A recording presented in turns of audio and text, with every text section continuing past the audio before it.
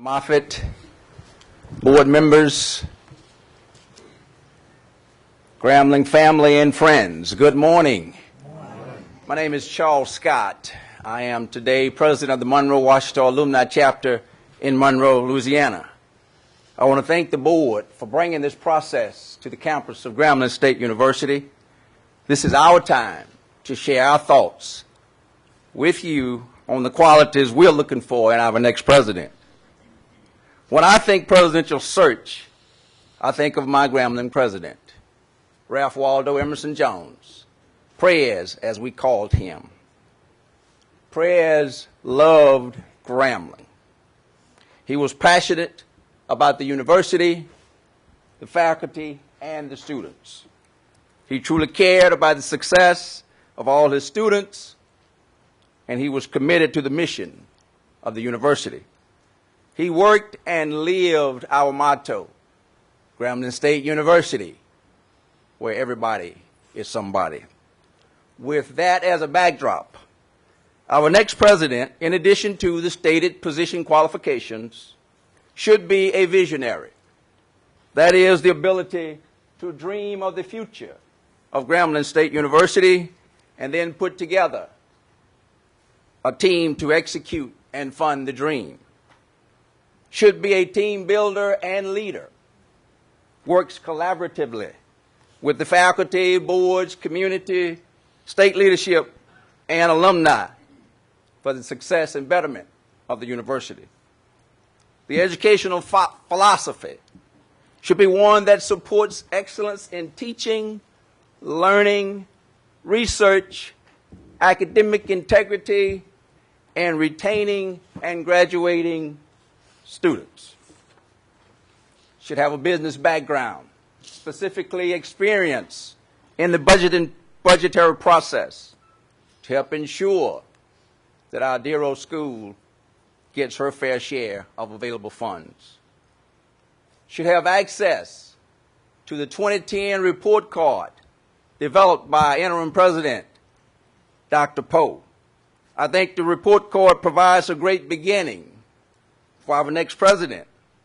And since Dr. Poe developed that report card, he should be available to implement that report card. Finally, our next president should have the ability to recognize, articulate, celebrate, and reinforce Grambling traditions. Grambling State University is an HBCU. To that end, she has an important mission in our state. Our next president has to have passion, courage, and a sense of urgency related to maintaining Grambling State University as a four-year institution. I don't know who our next president is today, nor can I name Dr. Poe, our next president. I leave that in the hands of this capable search committee. Again, thank you for bringing this process to the campus. Thank you for your time this morning. Good morning, board. Good morning. My name is Murphy Cheatham. I'm a graduate of class of 1968. Presently the business manager of the Shreveport chapter and presently running for president of the National Association. As you well know, Grambling State University is a very unique university, and I think Dr. Poe is a very unique person, and there's a perfect fit. In the past, we've had rumors that we've never selected the number one candidate as the president. It's always been the second and third. Well, this year, I find that we have the number one person unique in Dr. Poe here. As a candidate for the national office, I've worked with Dr. Poe and found him sensitive to the needs of the alumni, the community, and has openly invited the alumni back to campus.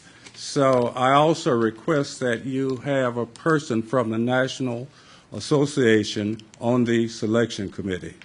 Thank you and good luck. Good morning. I am Teresa Wyatt, and presently I serve as the president of Lincoln Parish Police Jury.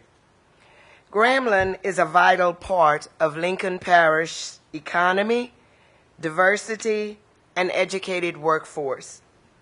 It is very important that we have in place a person who can help Lincoln Parish maintain those important assets that Grambling State University brings to Lincoln Parish. Without the right person in place, we stand to add to the decline in the parish economy. We stand to lose diversity and educated workforce by risking the loss of tax dollars brought to us through property taxes and money spent in our stores. We need a person who can help Lincoln Parish. I also heard through the grapevine that Dr. Poe said he did not know that there were so many churches in such a small parish.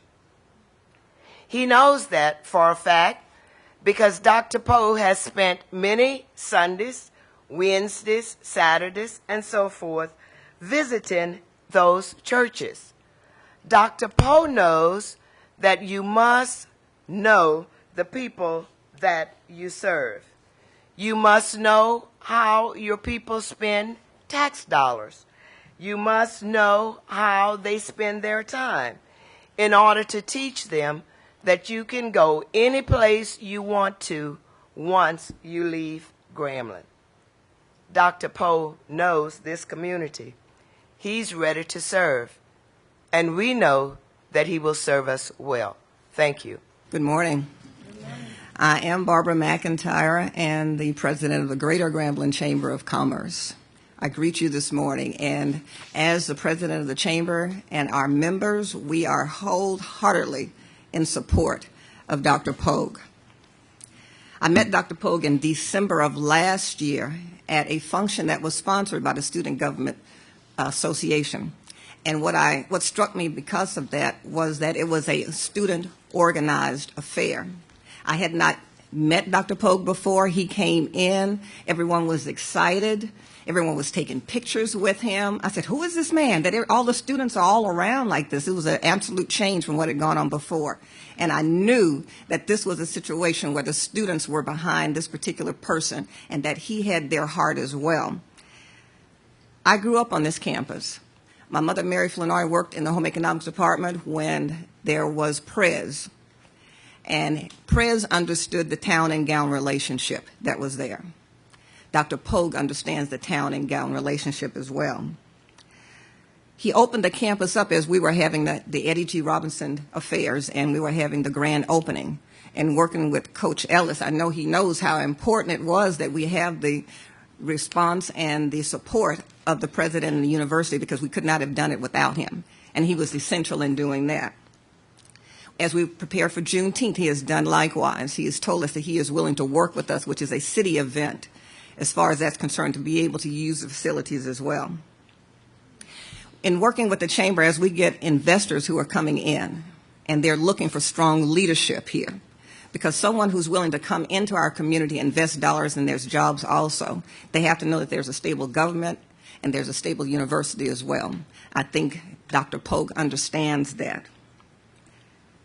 There's a lot of progress that we're going to experience in the next few years. And we're going to need the partnership with Dr. Pogue and the university to get to where we need to be as a city and as a business. One thing that I want to steal from Mayor Andrus that she said years ago, in looking toward the future of Grambling State University and the future of the city is going to be so bright. You're going to need shades. And I know that Dr. Pogue understands that what we need to do as a city, as a university, to create jobs, he has already demonstrated, because he knows what we need here. He is accessible. And as everyone has said, as far as him going to the churches and doing all the things that are necessary to let people know that he is there for us, he has done that.